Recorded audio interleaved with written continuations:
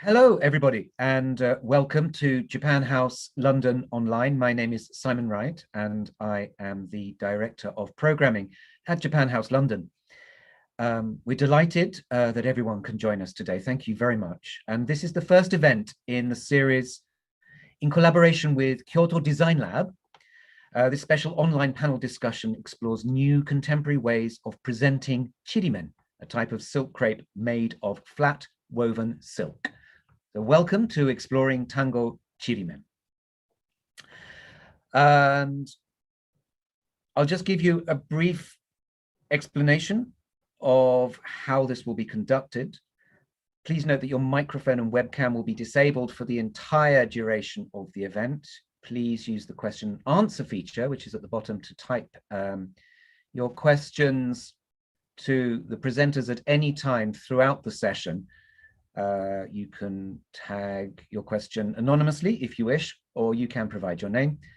And we will make time at the end of the event to enable questions to be asked from our viewers. Also, the presenters have very kindly mentioned that any questions that cannot be answered will be answered by email afterwards. So please do put your questions through. Please note that the contents of this event will be streamed live on Facebook, YouTube, and LinkedIn, where a recording will be archived later. So this event series complements the Japan House London's new exhibition, Making Nuno, Japanese Textile Innovation from Sudo-reiko, which opened this week on the 17th of May and is in our gallery in London until the 11th of July. We also have an installation of Tango Chirimen, so the fabric we are talking about today, on display at Japan House London as well in our ground floor area. So today's event is brought to you from a number of different locations across the globe in 3 time zones. Japan House, where I am at the moment, is in London, and shortly I'll be passing over to our chair, Professor Julia Kasim, who is professor at the Kyoto Institute of Technology, who is currently in Hiedaira in Shiga Prefecture. Professor Kasim will then introduce presentations from the designers who have contributed to the exhibition Alternative Futures, Contemporary Design Responses to the Tango Chirimen Tradition, which was held from October 2020 to February 2021 in Japan. Today we are joined by Milu Voorwinden from Amersfoort in the Netherlands, by Ueda Kaori from Osaka in Japan, and from Lydia Lopez from Porto in Portugal. Thank you very much, everybody, for joining us. The presentations will be followed by a brief discussion with Professor Kasim, after which we will be able to answer the questions from any of our guests. Let me please ask now for our chair for today, Professor Julia Kasim, to join us. Thank you very much, Julia. Thank you so much for joining us. Thank you. It's a pleasure to be here. Oh, thank you very much indeed. For everybody watching, I'll just give you a brief introduction, as we're very privileged to have you with us. Thank you so much. Julia studied fine art in the UK and in Japan, and is an international authority on inclusive design. As arts columnist of the Japan Times from 1984 to 1999, she curated and designed award-winning exhibitions for audiences with visual impairments, founding a non-profit organization to increase cognitive and physical access to museum collections. In the year 2000, she initiated the pioneering Challenge Workshop program at the Royal College of Art in London, which brought professional designers with disabled and older people in an inclusive co-design process. It was the subject of an exhibition at the Victoria and Albert Museum in London in 2010. And in 2014, she became professor at the Kyoto Institute of Technology, charged with setting up Kyoto Design Lab as a center for interdisciplinary design and innovation. Julia, thank you so much for joining us and for making the time. It's a great pleasure and privilege to have you with us. I shall now, without further ado, hand over to you in Hiedaira to start our session today. Thank you very much. Fine, thank you very much indeed. I'll share I'm sharing my screen, but I have a PDF, so I'll just open it.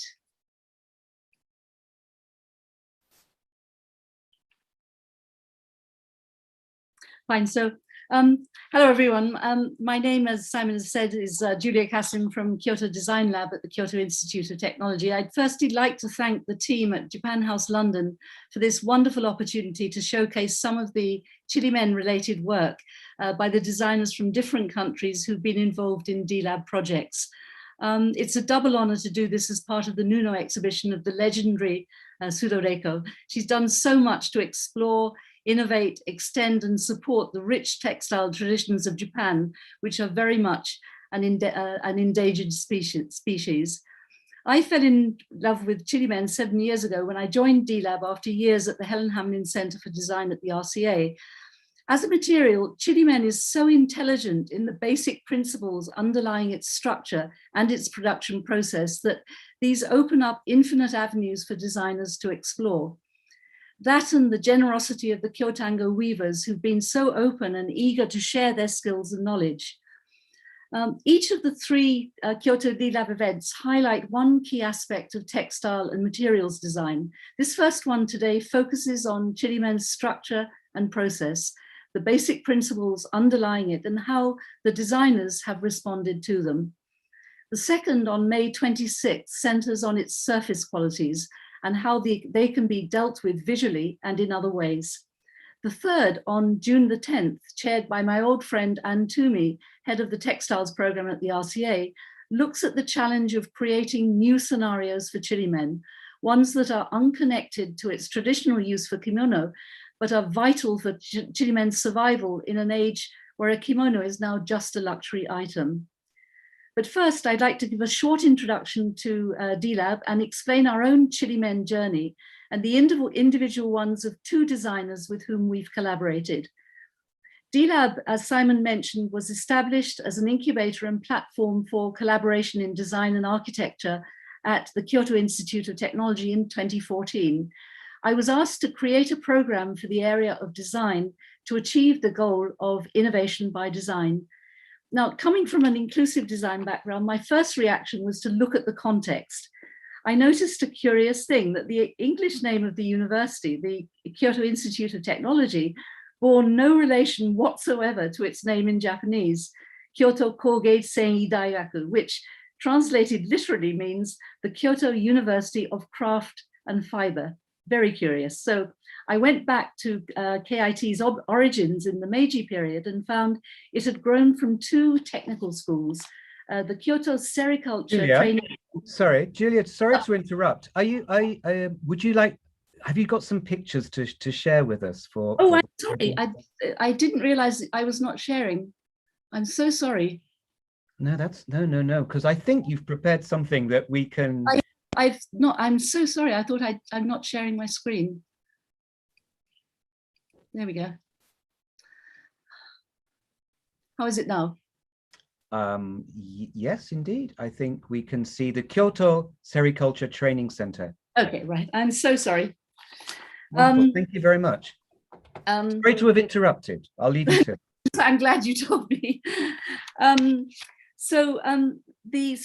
The Kyoto Sericulture Training Center, established in 1899, followed in 1902 by the Kyoto Craft High School, whose aim had been to support the textile and craft industries of Kyoto.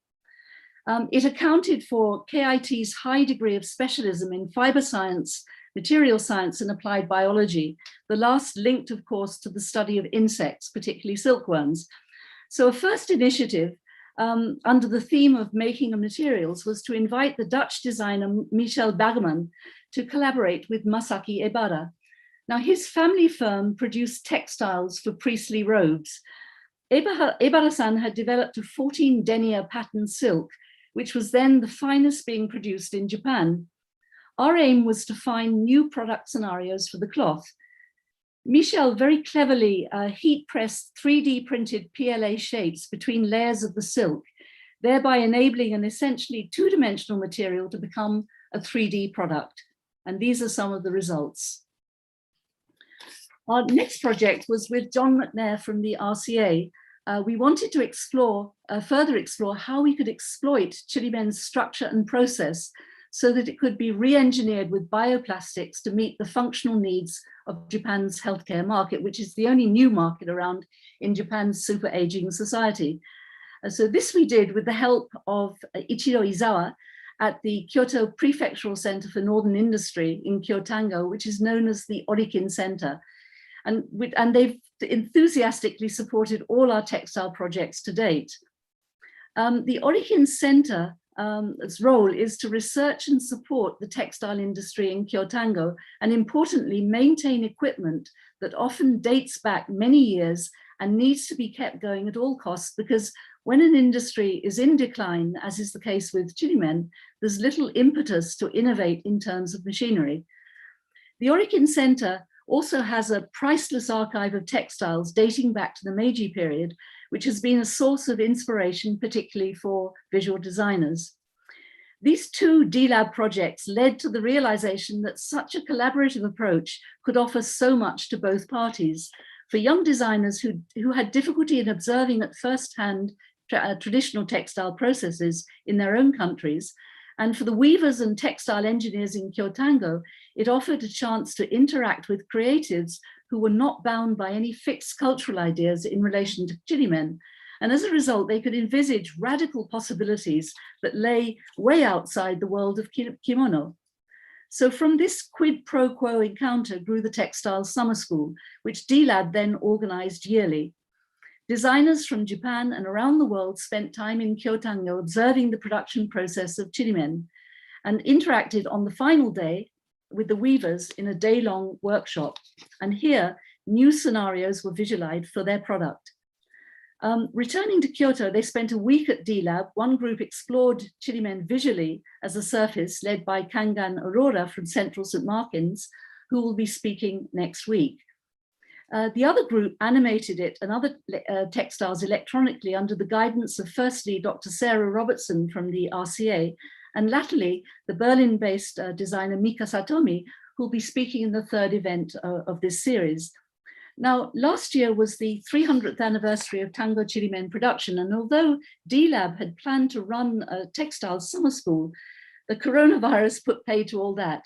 But it seems such a lost opportunity not to celebrate this anniversary. We also wanted to express our deep gratitude for the wonderful support given by Kyotango City, the Orikin Center, and the weavers themselves. And the result was the Alternative Futures exhibition, which I co-curated with Dr. Kari Ueda. We put out a call to alumni of the Textile Summer School and designers and artists familiar with Chirimen.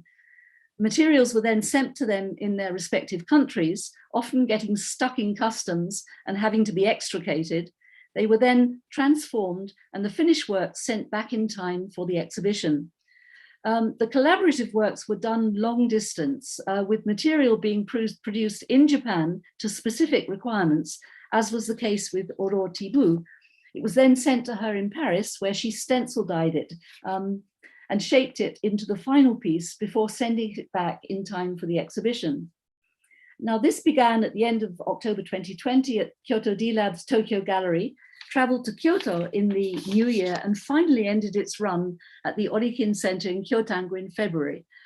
I would really like to express my deep appreciation to the designers who were so willing to pull out all stops to make it happen under trying and challenging circumstances, and who showed such creative genius in enabling it all to happen. There is a bilingual video on YouTube of the Alternative Futures project, which introduces the individual designers and their works. The link is on the Japan House London website, so do please watch it.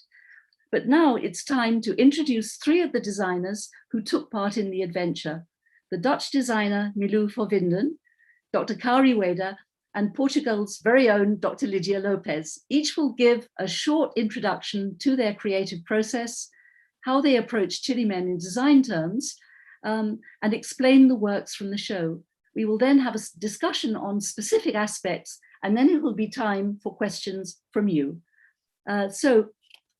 I'd like to introduce our first speaker, Milou Vervinden.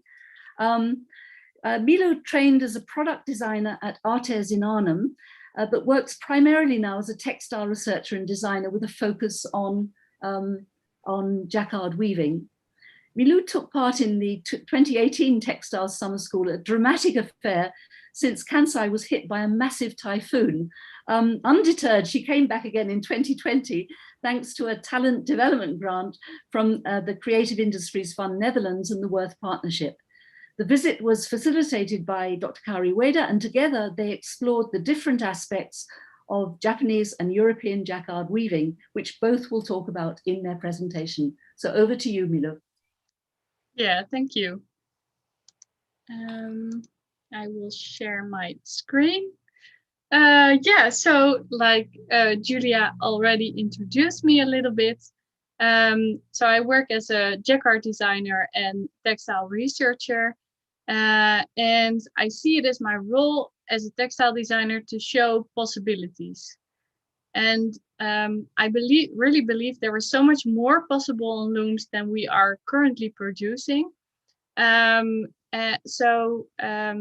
especially in three-dimensional textiles, and that's also my specialization. I often weave in multiple layers and create structures with opposing properties to create these three-dimensional structures. I'm very inspired by traditional weaving techniques, and that's also why the Japanese adventure inspired me so much. And I aim to rediscover, renew, and apply these traditional weaving techniques using digital tools. I think it's important because most of these techniques are traditionally used for one specific application. And for example, Lino Weaving is a technique where two warp yarns are crossed over each other, and they create like a small transparent textile. So it's used for example, lace-like fabrics like curtains or things like that. But in the project where you see the image right now, I looked at this technique with new materials and new digital tools like programming software to create a whole different structure out of it. So I created a series of spacer fabrics with the Lino weaving technique.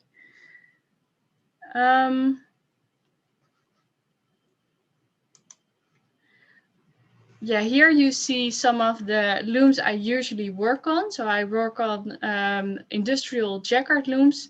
I also work on sometimes on like smaller scale sampling looms, but I prefer to just work on the industrial looms to really see all the possibilities.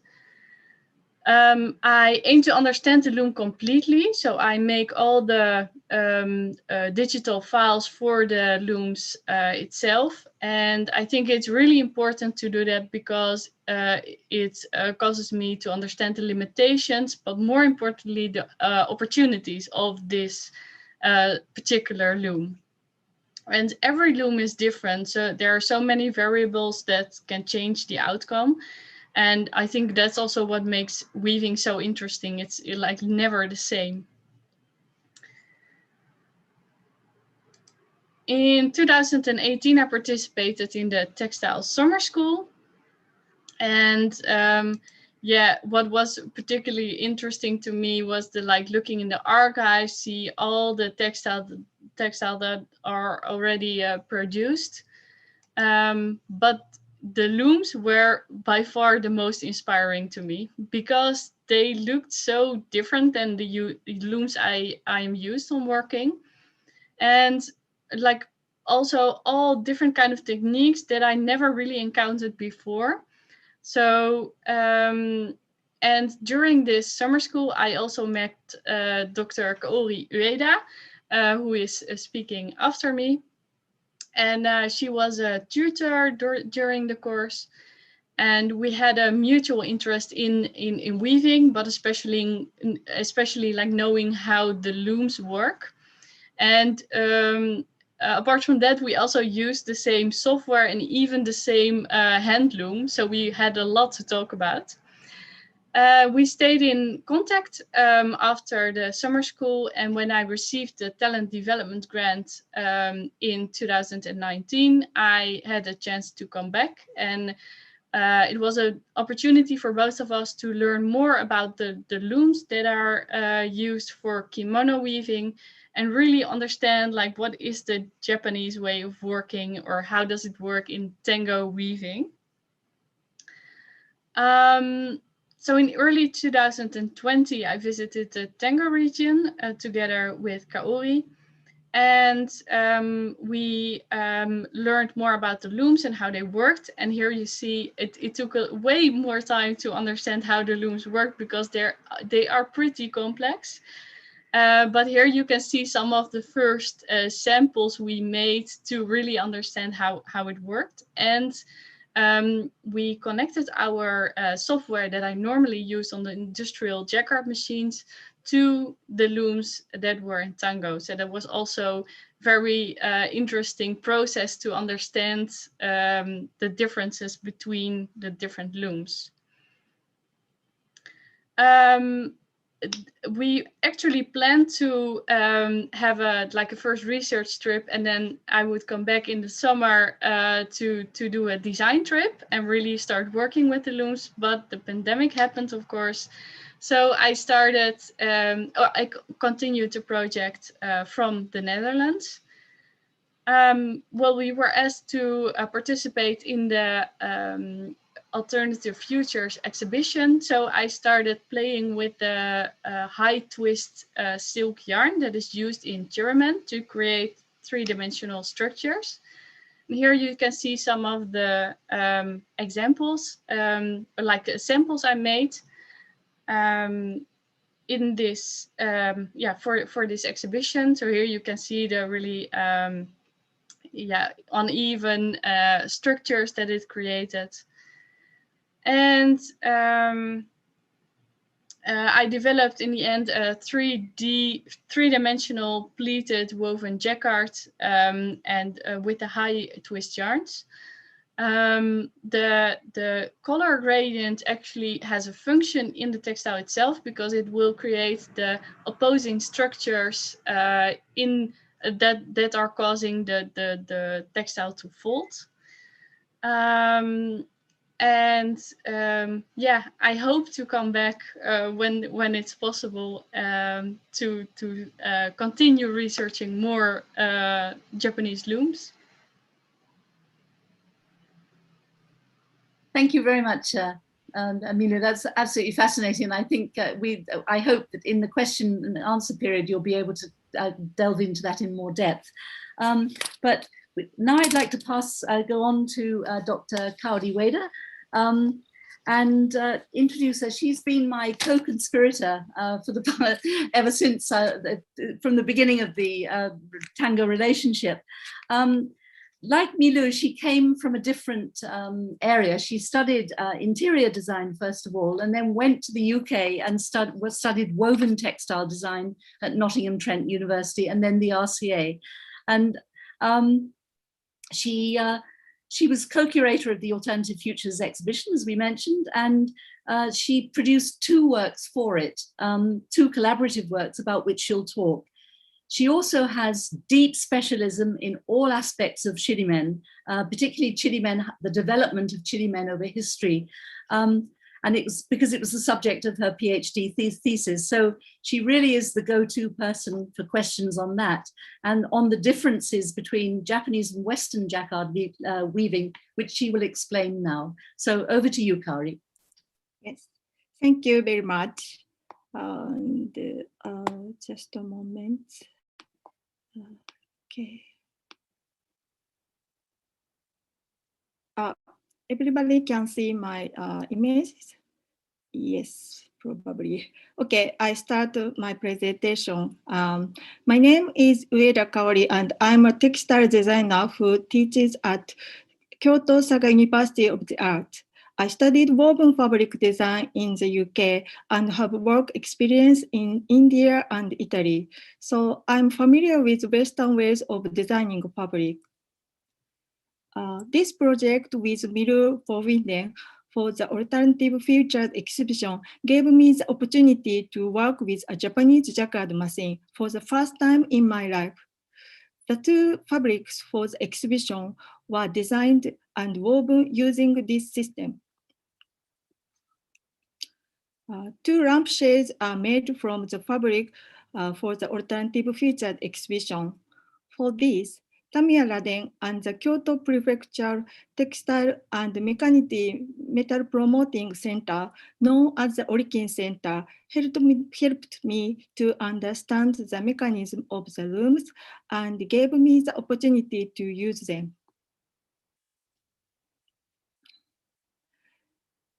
Tamiya Laden has developed a unique weaving technique called Laden Weaving. Laden Weaving was originally developed to use the shiny surface of sliced abalone shells. Tamiya-san has used this variable technique in many new ways. By substituting other materials for abalone shells, he has created beautiful fabrics unlike anything seen before.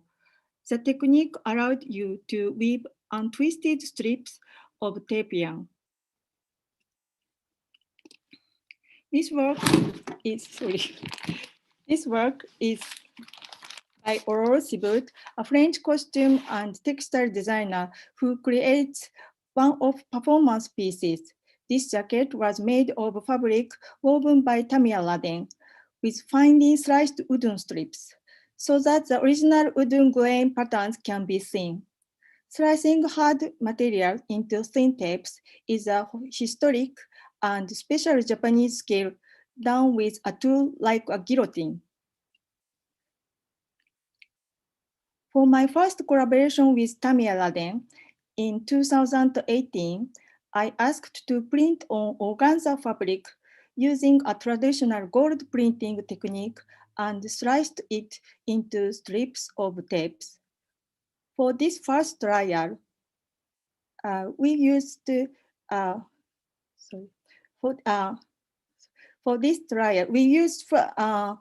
PVC as a ground and made obi, the sash of kimono, as product.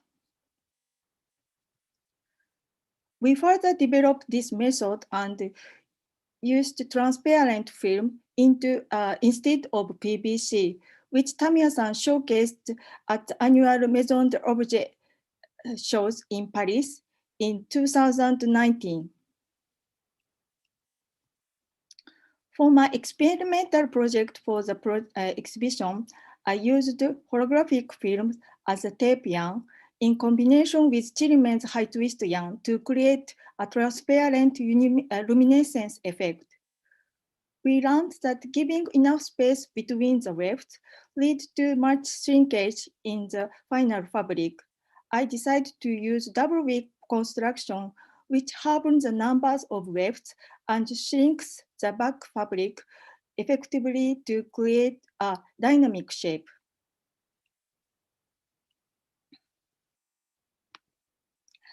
This video shows the successful shrink test. The sample retains its transparency and elasticity even after drying. We estimated that we can control the shrinkage by controlling the spacing of the warp. My second pieces were woven at the Origin Center, which researches Chirimen and support many weaving companies in the Tango area. They let me use the facility to create different types of multiple layered fabrics using the Japanese jacquard design process. I wanted to create 8 layered fabrics by combining 2 4-layered fabrics, but it would only come out as 6 layers.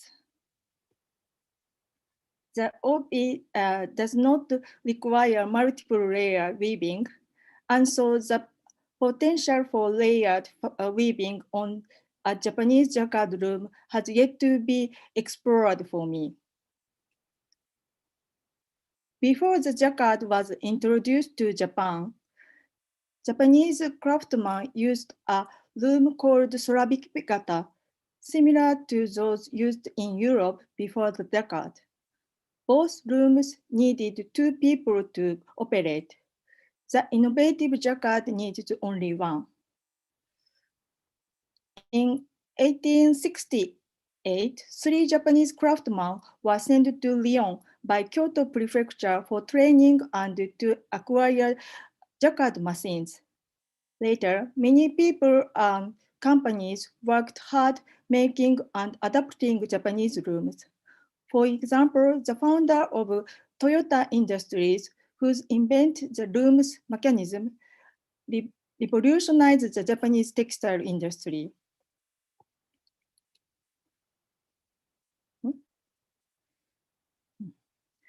This shows the difference between a Japanese jacquard loom on the right and conventional Western jacquard loom on the left. Today, Japanese jacquard machines are only used in Tango and Nishijin in Kyoto and Kiryu in Gifu. The difference between Japanese jacquard machines and Western ones are firstly that their machines are different. Japanese jacquard machines were developed for the obi, which is only 40 centimeters wide and typically has one big motif on it. To create this, a Japanese jacquard normally holds 4 weft threads next to each other. A hooking system that is greatly different to the Western style jacquard, which suited European product needed, as it can create repetitive patterns. This is a Japanese hooking system.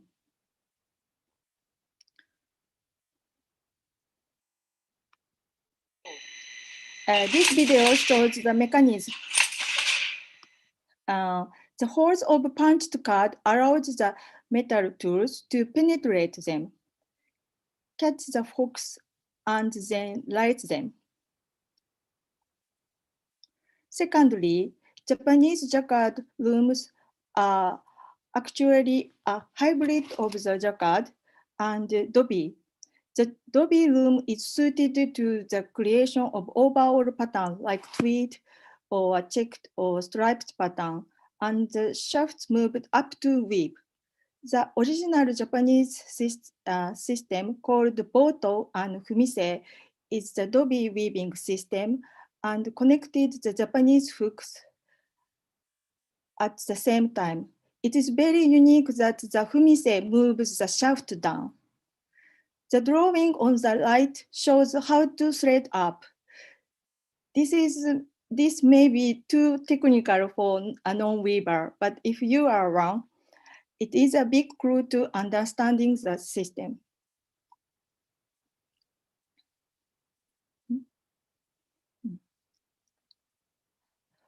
150 years after its innovation, jacquard loom used digital data instead of punched card. This has made it possible to compare the difference between Western and Japanese machine. I use both Western style and Japanese style software. Like that machine itself, the Western software is much more expensive than the Japanese one. This is due to the data needs needed. The Japanese system works as simple as a traditional punched card because the machine has a component like a dobi machine.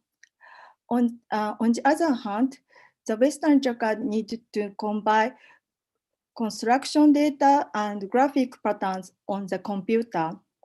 By understanding the uniqueness of the Japanese jacquard, we can apply our findings and create innovative woven construction. Japan has concentrated on the design and production of narrow weaving fabric for over 1,000 years since the beginning of kimono history.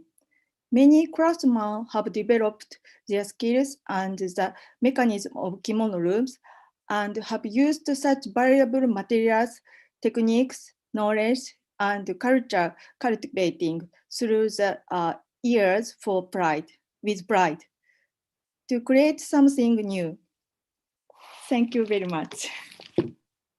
Thank you very much, Kaori-san, and we could listen for a long time, and I'm sure that this will be studied in great detail by woven textile students. So, now I'd like to introduce the final speaker, Dr. Lydia Lopez. I've known Lydia for over a decade when I was still at the RCA, and since then we've collaborated on many projects. Lydia trained as an industrial designer, but her range of skills is truly awesome, as you'll see from her presentation. Her interest lies in co-design processes involving people marginalized from the design process, those practicing traditional craft skills, and how this diversity can be brought together in an ethical and participatory process, one that ensures a brilliantly aesthetic design outcome, like this wonderful piece of work that I want you to see. Can you share my...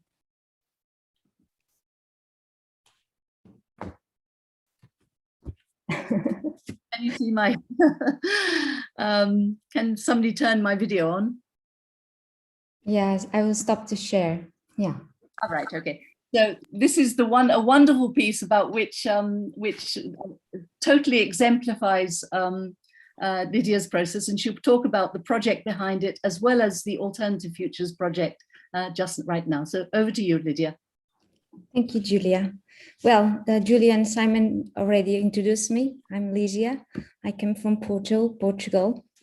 And before I start, I would like to thank Japan House London for this invitation and also the staff involved in this online event. I know this is too much work, and take this opportunity to express my gratitude to the curators of Alternative Futures exhibition, Professors Julia Kasim and Kaori Ueda, and also the lab from Kyoto Institute of Technology, and the Kyoto Tango Chirimen silk manufacturers and researchers. So I'll start to share my screen.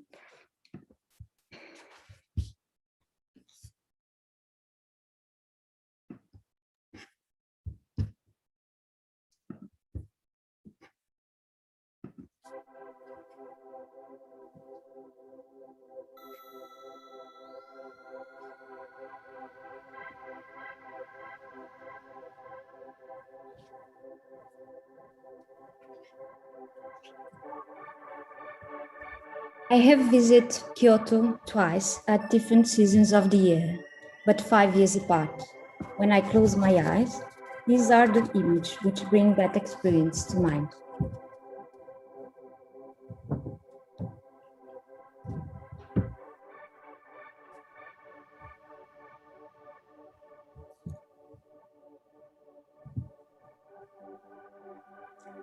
My first experience in Japan was to present the Ina Matsuri project in 2014, also curated by Professor Julia Kasim. The process was developed in three stages. 3 workshops were held with young people with special education needs, who were asked to interpret image and objects representing the Dolls Festival.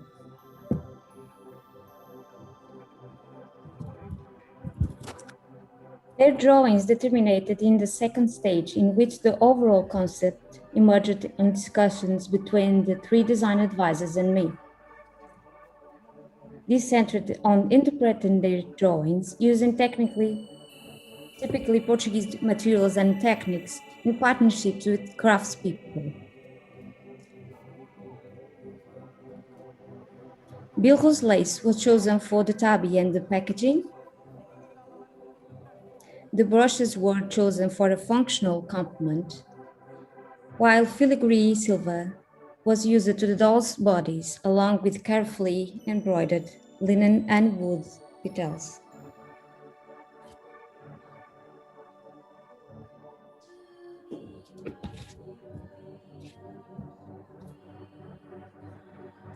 My last visit to Kyoto in the summer of 2019 included Kyotango, where I observed the production of the Tango Chirimen silk.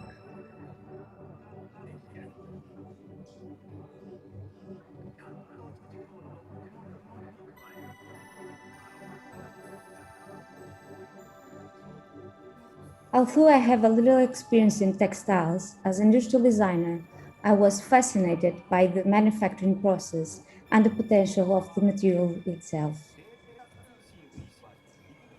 A few months later, I received an invitation to take part in the Alternative Futures exhibition curated by Professor Julia Kasim and Kaori Ueda to celebrate the 300 years of Tango Chirimen silk. I felt this would be an opportunity to look for answers that reflect some of the things that I love most in the Japanese culture. The legacy and craftsmanship based on material knowledge. The legacy in the scale of the objects and gestures, both in the act of serving as in the act of offering.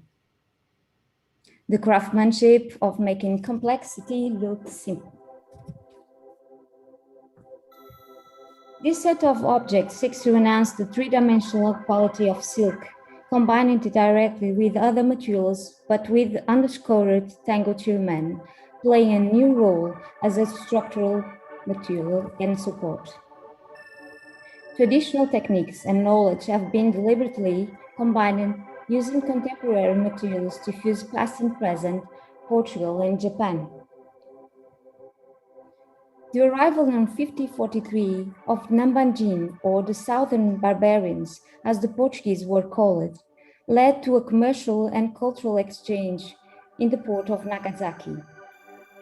Namban art, namely the Namban folding screens, are in the collection of the National Museum of Antique Art in Lisbon. Here we can imagine the impact that the costumes will have caused by the arrival of Portuguese navigators to Japan. I spent some time looking for a conceptual base for start this idea of reflecting the identity and the interpretation of these two cultures. The 5 folding cylindrical pieces are connected by an internal elastic thread in the form of a laminated silk fan, initially based on the concentric geometry of the mushroom. They also transport us aesthetically to the color of the Portuguese poet, Luís Vaz de Camões, who was writing at the time of Portugal's first encounter with Japan. Rufo is a technical name in Portuguese given to the decorative starched collar fringed by a cord and used both for men and women around the 16th century. We can verify this analyzing the scene recreated in these Namban folding screens. Each structure is made with unscored Chirimen silk, no more than 2 meters in length, and supports a small geometric container in the center. This is either 3D printed or in eternal wood with the cover, which can be used equally as a base, handmade using a Portuguese rattan technique. The scale of the objects symbolize the act of offering small and delicate portions, feeling the material textures, a form of choreography with both hands, like I like to see in Japan. Finally, I would like to mention that one of the main objects I set for this project was that the objects could be produced locally in Kyotango, not depending on me or in a Portuguese craft technique. They symbolize a personal offering to the Tango Chirimen community for the knowledge they passed on me and for the continuity of this relationship. Thank you very much for your attention. Thank you, Lydia. That's wonderful. That's absolutely wonderful. And I'll show everyone again this amazing thing that came, the amazing pendant that came out of the Hinamatsuri project. I'll start questions actually with Lydia, since you have just presented. And this area of bringing together two cultures and is one which is really fraught with difficulties. So what are the challenges and rewards of bringing together the traditional skills from very different cultures and cultural vocabularies. And how do you retain the integrity of the final object? You talked about a conceptual base. I mean, did that take an awful long time to arrive at, or can you tell that process? As a teacher, I always tell my students to look for really good concepts.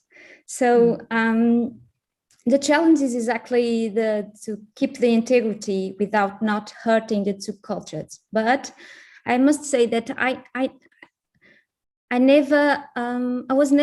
it was never my intention to merge the two cultures. I want to keep it separated, touching, like it's like a contamination between both of cultures.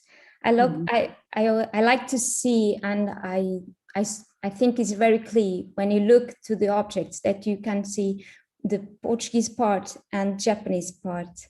And also the reward is always subjective. Well, you know that I like challenge.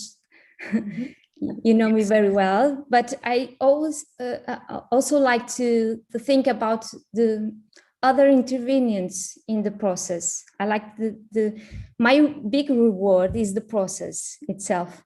So, well, I like to create a narrative.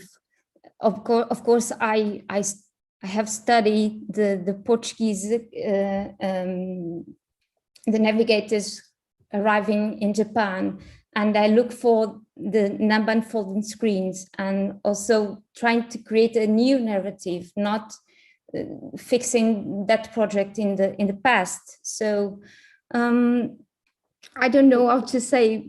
That's how you linked it to the mushroom. The mushroom became the thing that joined the two areas. Yes. And how would you say, as far as the material is concerned, unscoured chirimen, as a material, design material to work with, how would you describe it? Yes, I see a lot of potential, because when I was in Kyoto in 2019, I was really fascinated because, I was documenting, I was not participating. So as an industrial designer, I was always thinking not in bidimensional, is not a textile, but a potential 3D form.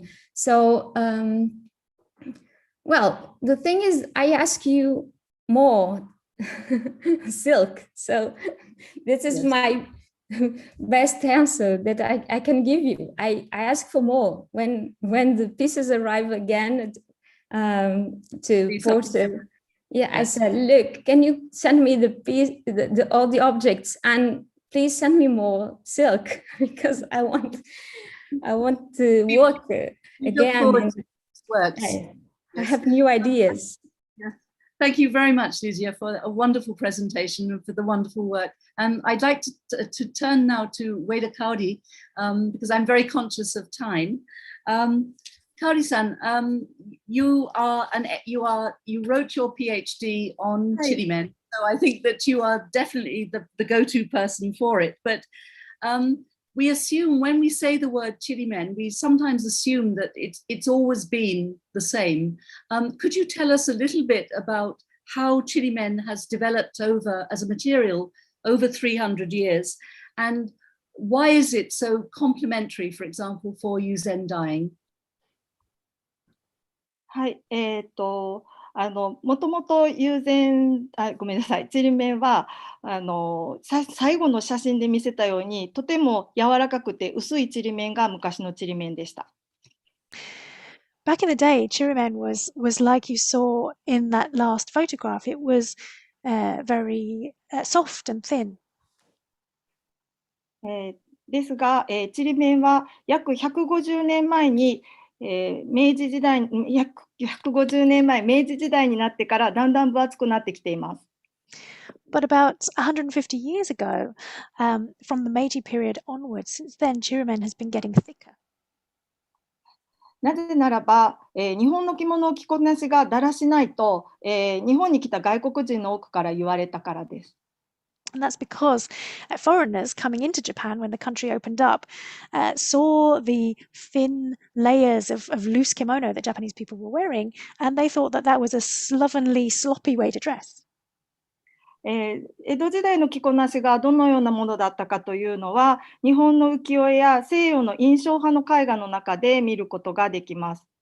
You can see how people used to dress before that in the Edo period if you look at ukiyo-e woodblock prints or even some of the impressionist paintings of kimono. 私は日本のその薄いちりめんの生地が好きだったので、変わってしまったことがこういう、ファッションの歴史だったりカルチャーによって変わるということが面白いなと思いました。And I really like that the original thin, light chirimen, but I think it's really interesting the way the fabric itself has changed along with changes in fashion, history, and culture.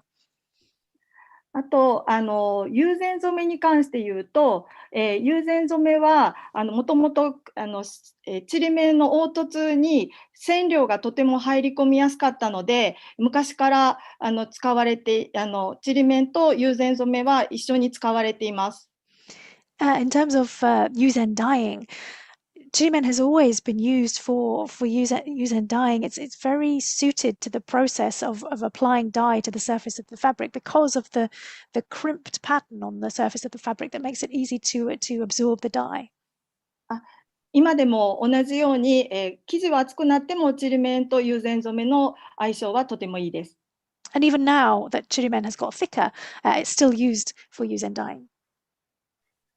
Thank you very much indeed, Kaori-san. I think we'll pass on to the next question, at least my next question, which is to Milou. Milou, I wanted to ask you really about what are the challenges of creating 3D structures on a loom, which is essentially geared to producing flat 2D material? That's the first bit. And how do you approach that from the, as a product designer? I'd also really, I'm always interested in application, and I know that you are both artist and designer, but I just wondered what possibilities does a structural weaving of this type open up in terms of potential product applications? Yeah, thank you for the questions. I think that the challenges in designing three-dimensional textiles on essentially a flat loom. Well, most looms, of course, are made for flat weaving. So as a textile designer, I think you are kind of used to thinking in 3D.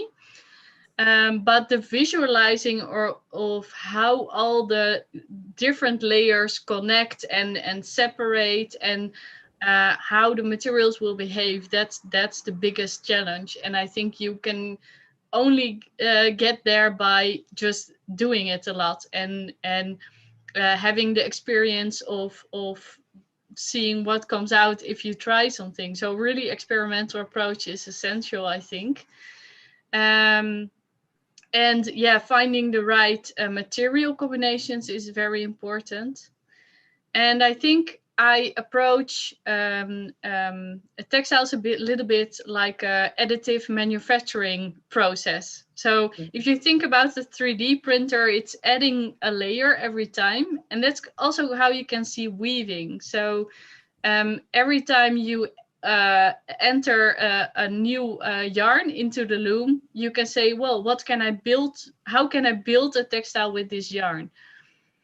And for the last part of your questions about the applications, I think, well, I said it in my presentation as well, but I really think it is necessary for me as a textile designer to show possibilities and be kind of unlimited in how I approach textiles. So not having a direct application in mind, but by doing that, I built quite a large library of possible shapes or like possible properties of the textile. And by collaborating with different designers or I don't know, artists, you can together you can come to a new application for the textile. Yeah. Absolutely wonderful. I mean, I just wondered whether your product design background enabled this 3D visualization of process than if you had been a pure textile designer from the start. I wondered what was the influence of that? Yeah, so well, for example, when before I studied product design, I did like an introduction year at the art school, and I really quickly noticed like 3D is how I think. And for example, I'm not a graphic designer. That's really clear to me. So I think that the 3D thinking always was a part of my practice, and that just applied to textiles now. Thank you very much, Milu. We've had some questions from the audience. Melanie Chatfield says, fascinating presentations by all and really moving as an expression of collaboration between cultures. And the question is, are you managing to establish a lasting connection between these initiatives and the Tango silk weavers? I can answer partly the question, and then I'll pass over possibly to Kaori-san. We are actually organizing in combination at the moment a Hacking the Known workshop where we're with Fab Cafe in Kyoto, Kyotango City, the Orikin Center, and the weavers, and we are challenging designers over a period of a month to hack unscoured chirimen to see what designers are going to do with it. So really, in that case, yes, the collaboration is absolutely ongoing, and it's a question of watch this space. But I think Kaori-san also is in a much better position to answer that question. So Kaori-san, could you answer that? テキスタイルサマースクールは終わったんですけれども、これからも単語と、いろんな取り組みを、作って、特にジュリア先生を通して海外との、つながりっていうのをどんどん作って、新しいデザインを、単語で作れるようになってほしいと思っています。The summer school has ended, but as Julia says, we're always thinking of new projects that we can run with Tango, especially involving overseas designers through Julia, and coming up with new designs that the weavers can produce. Yes. Can I also say that the Textile Summer School is not over? We're planning one, but partners with Fab Cafe in Kyoto and Design Week in Kyoto and Kyotango City. So as again, it's another case of watch this space. So collaborations should always be ongoing, I think is my final comment on the matter. And I think now it's time to pass back to Simon, because I think we're running out of time. But thank you, Hello. everyone. I've been listening intently. Thank you very much, Julia. Thank you. Goodness. I had a question, but maybe we can leave it for the next time, because this, of course, is the first in a series of events that we are doing with Kyoto Design Lab, and we're looking specifically at Tango Chirimen. I was particularly fascinated, actually, the question that you gave, Julia, to Lydia, and the answer about cross-culture, and I'm wondering about what it would be like in Japan. But let's have that question next time. Thank you very much indeed. You're quite right. We are a little short for time. All our presenters have mentioned that they're happy to answer any of the questions which have been put into the question and answer session. So thank you so much to all of you for that. Thank you to Julia for agreeing to chair this so kindly. Thank you so much. Thank you to Lydia Lopez in Portugal. Thank you very much to Ueda Kaori in Japan. And also thank you very much to Milu Voorwinden in the Netherlands. That's 5 different locations we've navigated today in 3 different time zones. I think we've done pretty well. Thank you so much for all your efforts there. Also, I'd like to thank Bethan Jones, who has also acted as our interpreter today. Thank you very much, Bethan. Thank you to all of you, of course, for watching and for joining in and for your questions. We will endeavor to answer them all for you. Following this event, all attendees will receive a feedback questionnaire from Japan House London by email. We would invite you to fill this in if possible. That will help us to continue to do events like this in the future. All 3 events in this series will have been recorded by the time they are finished and will be viewed on Japan House London YouTube, Facebook, or LinkedIn pages once they have been broadcast. Thank you so much. I have a couple of things that are coming up for Japan House London. Of course, this particular event is complementing our exhibition at Japan House London that has just opened, Making Nuno Japanese Textile Innovation from Sudo Reiko, which lasts until the 11th of July. We also have a selection of online events, Kyoto Design Lab series, Exploring Tango Chirimen Surface. This is the second, which will be on the 26th of May at 12 o'clock British summertime. And then we have Kibiso, Textile Sustainability in Yamagata. This is a factory tour and conversation with people in Tsuruoka in Yamagata Prefecture about the material Kibiso. That will be on Friday, the 4th of June at 12 o'clock British summertime. And we are also going to have a series of gallery tours. Please look at the website to see when they will be happening.